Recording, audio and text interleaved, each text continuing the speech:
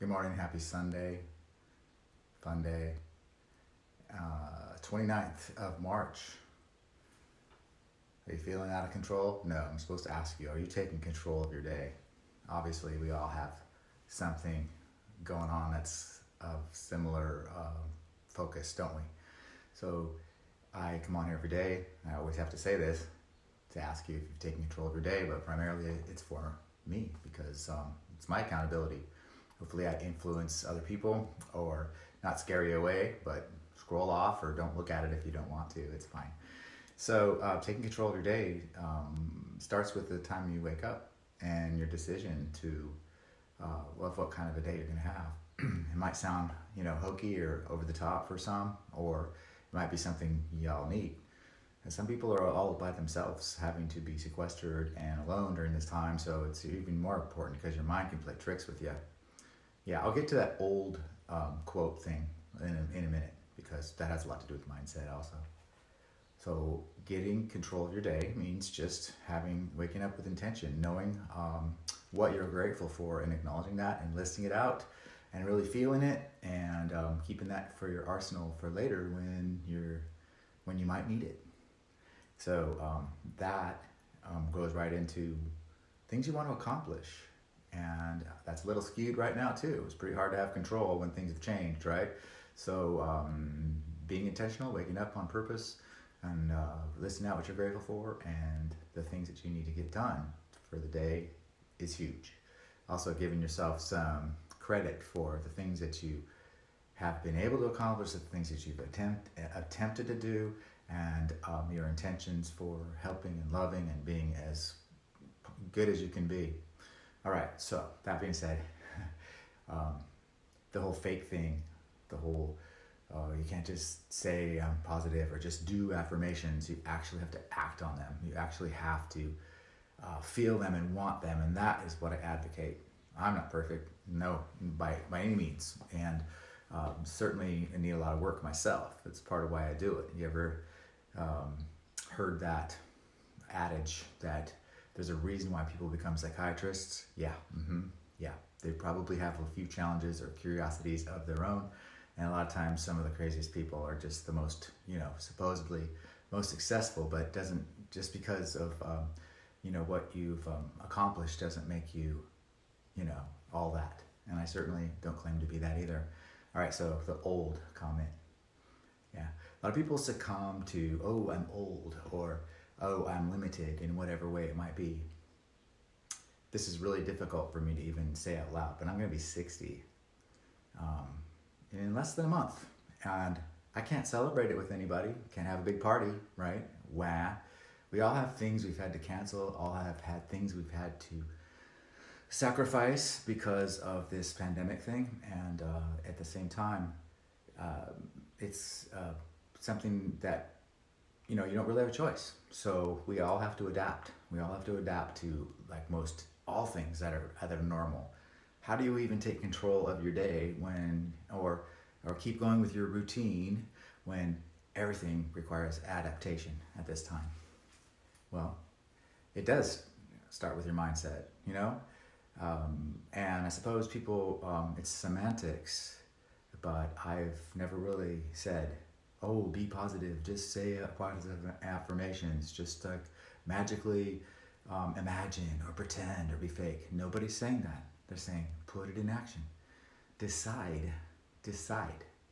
And when you share information with other people that's fearful, you have to kind of be cognizant of what it is that affects them. Maybe they're a little bit sensitive, maybe they're afraid, maybe they're alone, maybe they're not as strong as you are, or maybe you just don't have a clue yourself that what you say can affect other people. I don't know, me personally, I'm very intense and I'm outspoken sometimes, and I'm also very introverted as well. It's kind of an odd combo, I know.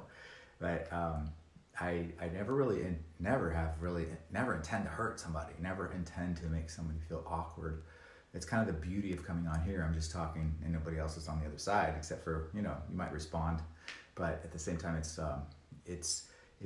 perception, right? I get my feelings hurt too. I pretty much don't like being told how obnoxious and intense and that I said something wrong And I don't really appreciate it either when people hang on to that and they call me on it later. And yeah, I was getting a little weird connection thing. So right now is probably it's the most important that we do that we kind of do an inventory of our own actions, our own activities. I don't think anybody's perfect. I don't think anybody's the boss of anyone else. I don't think anybody's an authority on how we should or shouldn't be handling this whole situation. I don't think anybody is more important or anything is more important than talking to the people that you love. You know, putting them off because, oh, I'm too important because I'm working on this or I'm working on that. Or, you know, bottom line, it's your choice. You're choosing who to talk to and who not to talk to. And, you know, and I apologize to people who I've made uncomfortable that don't want to talk to me or don't have enough time for me or whatever. And so I'm going to turn that around and I'm going to pay attention to that myself and reach out to the people that I have neglected, I believe, in my own heart.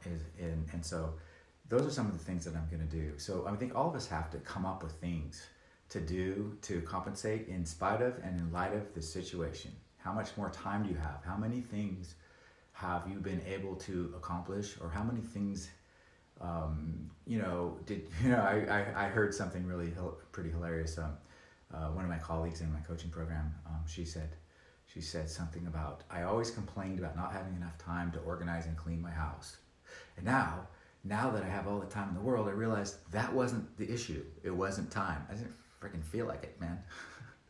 So, honesty, right? You know, it's just a time to face our own demons, and but it's also a time to reach out and give as much love as you can to people in your life, and even people who aren't in your life, even people who are on here. If you're seeing people in groups such as this, I'm talking to the 5-second rule group for Mel Robbins. She also has a best decade ever group and a stay together with Mel group. There's all these groups that I'm seeing outpourings of people that are like, they're alone, and they don't need to be. They can do stuff like this. They can look into doing the Zoom dance parties and the Zoom toasts and the meditation sessions or yoga sessions. You just have to reach out. Since my adaptation has been, I've been coming on here every day and doing this, but I didn't realize it was going to be, that we were going to be in this situation. So I'm able to utilize this part, the nerve that I have to come on here and speak live, and also just some of the insights that I've gained from the people I follow, like Mel Robbins, Brendan Burchard, Hal Elrod, the Miracle Morning, Tony Robbins. There's a whole slew of famous, wonderful celebrity type people that are artists that are like Melissa Etheridge, and I'm terrible at names right now, but they're performing. They're coming on here and singing to us. There's some really gorgeous, beautiful stuff that's inspirational, and everybody is coming at a different angle. But at the same time, it's just important that we kind of maintain that mindset that nobody is any different than anybody else. Nobody's more or less important, and it's really important that you just exude love. And speaking of love, this is my love, and he's quite a bit, by the way, younger than I am. Okay, so I'm admitting to that age thing, and so what are we doing today? We have a home gym, and we're gonna go for a walk in a little while. I'm gonna watch an episode or two of Outlander. Anybody watching that? Had a home workout. I'm at the end of my spiel. Okay, well then end it. Okay, see what I deal with? All right, so go out there and do something wonderful for somebody else. I don't mean out there. You know what I'm saying. Go on here, reach out, do some Zoom sessions, and if you want to know, if you need any help with that or inspiration, feel free to reach out to me. I'm more than happy to help, and make it a really great Sunday, in spite of and in light of. And remember to adapt. Things aren't all bad. Things are great. Count your blessings. All right. Have a great day.